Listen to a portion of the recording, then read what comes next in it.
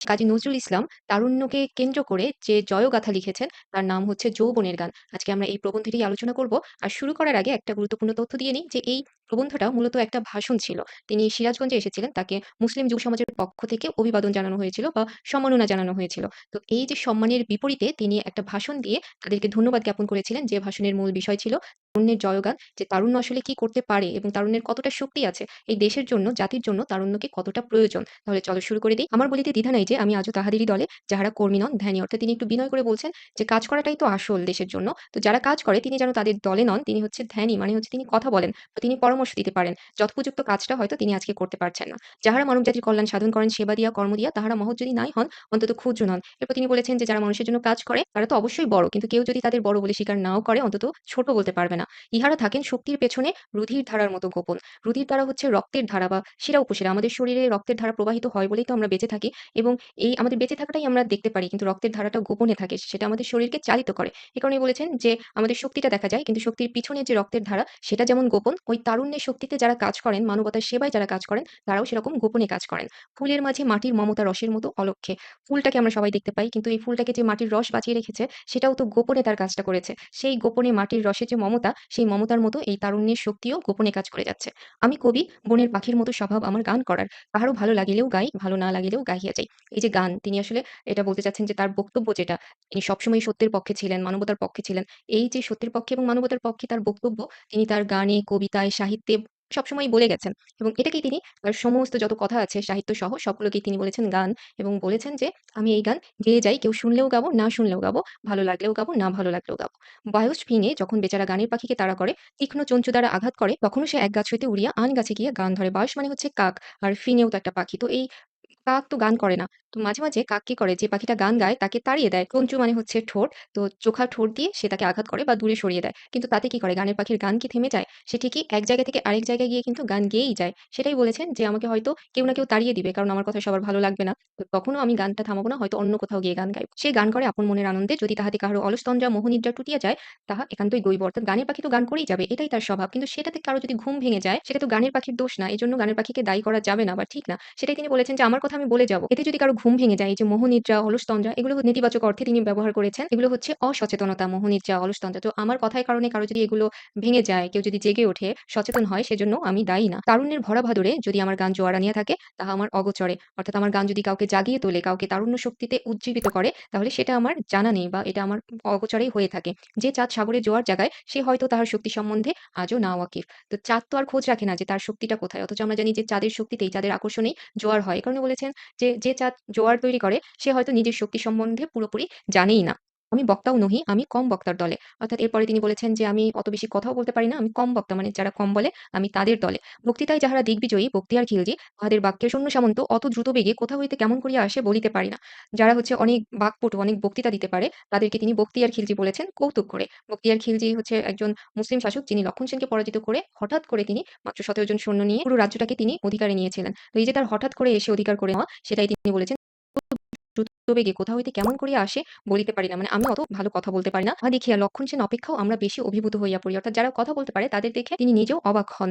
আমাদের কবিদের বাণী বহে ক্ষীণ ভীরু ঝর্ণাধারার মতো, ছন্দের দুকুল প্রাণপণে আঁকড়িয়া ধরিয়া সেই সঙ্গীত গুঞ্জন করিতে, করিতে বহিয়া যায়। অর্থাৎ তিনি বলছেন যে তার যে কথা বলার স্টাইল বা তিনি যেভাবে বলতে চান লেখার মাধ্যমে, সেটা অত ওই যে হৈ, হৈ করে বলার মতো না। সেটা শান্ত করে, এই যে ঝর্ণার মতো করে বয়ে যাওয়ার মতো বলা। পদ্মা ভাগীরথীর মতো খরস্রোতা যাহাদের বাণী, আমি তাহাদের বহু পশ্চাতে। যারা অনেক চিৎকার চেঁচামেচি করে বলতে পারে, শক্ত গলায় বলতে পারে, তিনি তাদের চেয়ে অনেক পিছিয়ে আছেন। আমার একমাত্র সম্বল আপনাদের তরুণদের প্রতি আমার অপরিসীম ভালোবাসা, প্রাণের টান। তার শক্তিটা একটা জায়গায়, সেটা হচ্ছে তরুণদের সাথে, তার চেয়ে বয়সে যারা তরুণ তাদের সাথে তিনি প্রাণের টান অনুভব করেন, সংযোগ অনুভব করেন। এটাই তার একমাত্র শক্তি। তারুণ্যকে, যৌবনকে আমি যেদিন হইতে গান গাহিতে শিখিয়াছি, সেই দিন হইতে বারে, বারে সালাম করিয়াছি। সশ্রদ্ধ নমস্কার নিবেদন করিয়াছি। অর্থাৎ যেদিন থেকে তিনি তারুণ্যের শক্তি সম্পর্কে জানতে পেরেছেন, বুঝতে পেরেছেন, সেদিন থেকেই তিনি এই তারুণ্যের জয়গান গাইছেন।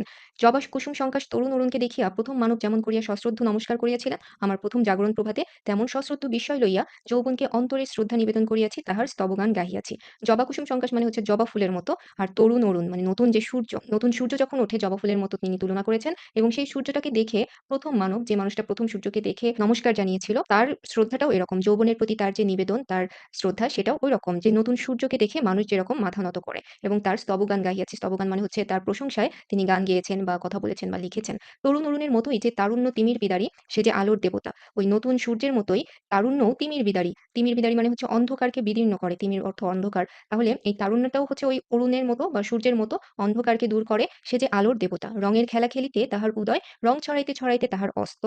যৌবন সূর্য যথায় অস্তমিত, দুঃখের তিমির কুন্তলা নিশিথিনী সেই তো লীলাভূমি। অর্থাৎ যেখানে যৌবনের শক্তিটা শেষ হয়ে যাবে সেখানেই দুঃখ এসে ভিড় করে। তিমির কুন্তলা মানে হচ্ছে অন্ধকার চুল। কুন্তলা মানে যার চুলটা হচ্ছে অনেক বেশি কালো, এবং রাত, নিশিথিনী হচ্ছে রাত। তো রাত যেন ঘন কালো চুল ছড়িয়ে যেমন প্রকৃতিকে প্রচ্ছন্ন করে ফেলে, সেরকম দুঃখও যেন ওই জীবনটাকে প্রচ্ছন্ন করে ফেলে যেখানে যৌবনটা শেষ হয়ে যায়। এরপর তিনি বলেছেন, "আমি যৌবনের পূজারী কবি বলিয়াই যদি আপনারা আমাকে মালার মধ্যমণি করিয়া থাকেন, তাহলে আমার অভিযোগ করিবার কিছুই নাই।" তার মানে আপনারা যদি আমাকে এত বেশি গুরুত্ব দেন, নিজেদের মধ্যে নিয়ে আসেন, তাহলে আমার অভিযোগ করার কিছু নেই। কেন নেই? আপনাদের মহাদান আমি সানন্দে শির নত করিয়া নত করিলাম, যে আপনাদের এই অভিবাদন বা সম্মান আমি গ্রহণ করছি। আপনাদের দলপতি হইয়া নয়, আপনাদের দলভুক্ত হইয়া, সহযাত্রী হইয়া। অর্থাৎ আপনারা হয়তো আমাকে নেতার সম্মান দিচ্ছেন, কিন্তু আমার আনন্দ এখানে নয় যে আমাকে আপনারা নেতা বলে সম্মান জানিয়েছেন। আমার আনন্দ এইখানে যে আমি আপনাদের দলভুক্ত হয়েছি। কারণ আপনারা সকলেই তরুণ। তাকে যে অভিবাদন জানিয়েছিলেন মুসলিম যুব সমাজ, নাম শুনে নিশ্চয়ই বুঝতে পারছো যে এটা একটা তরুণদের সংগঠন ছিল। তো এই সংগঠনে তিনি অন্তর্ভুক্ত হতে পেরেছেন, আসতে পেরেছেন, তাদের সঙ্গ লাভ করেছেন। এটাতেই তিনি অনেক বেশি আনন্দিত এবং সম্মানিত বোধ করছেন। আমাদের দলে কেহ দলপতি নাই। আজ আমরা শতদিক হইতে শত শত তরুণ মিলিয়া তারুণ্যের শতদল ফুটাইয়া তুলিয়াছি। তিনি বলতে চাচ্ছেন যে তারুণ্যের কোনো নেতা প্রয়োজন হয় না। সবাই মিলে একটা কাজ করে, এটাই হচ্ছে তারুণ্যের বৈশিষ্ট্য।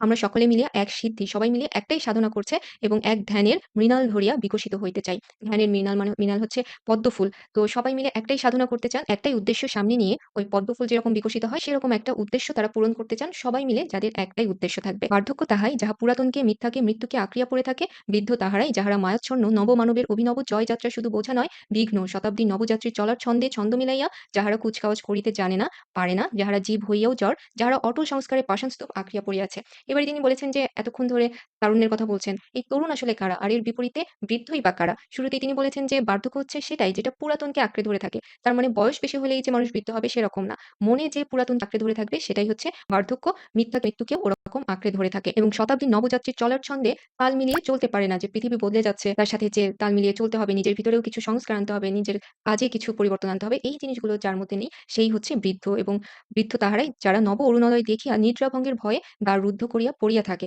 অর্থাৎ নতুন সূর্যটাকে তারা ভয় পায়। এই নব অরুণোদয় হচ্ছে পরিবর্তন বা নতুন যে একটা দিন আসে, নতুন সম্ভাবনা নিয়ে দিনের পরিবর্তন হয়, সময়ের পরিবর্তন হয়, এটাই হচ্ছে নব সূর্যোদয় বা অরুণোদয়। তো এইটাকে দেখে ওই বৃদ্ধরা ভয় পায়। তারা তাদের জীবনে এটা মেনে নিতে পারে না।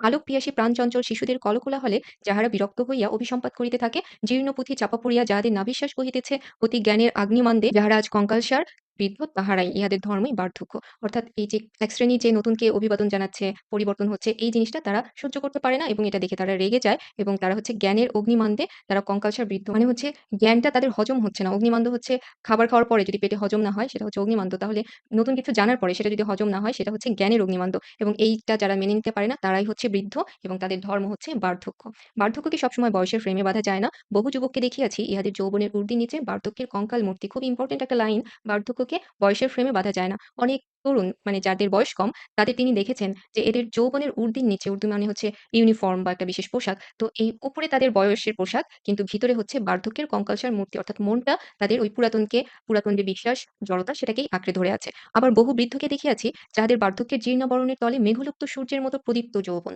সেই সাথে ওই ওরকম তরুণ যেরকম আগে দেখেছেন সেরকম অনেক বৃদ্ধকেও দেখেছেন যে যাদের বয়স বেশি কিন্তু মনটা অনেক সজীব এবং এই মনের ভিতরে তাদের প্রচন্ড প্রাণশক্তি, তাদের যে স্পৃহা, জ্ঞানের স্পৃহা, নতুনকে জানার স্পৃহা এটা অনেক বেশি।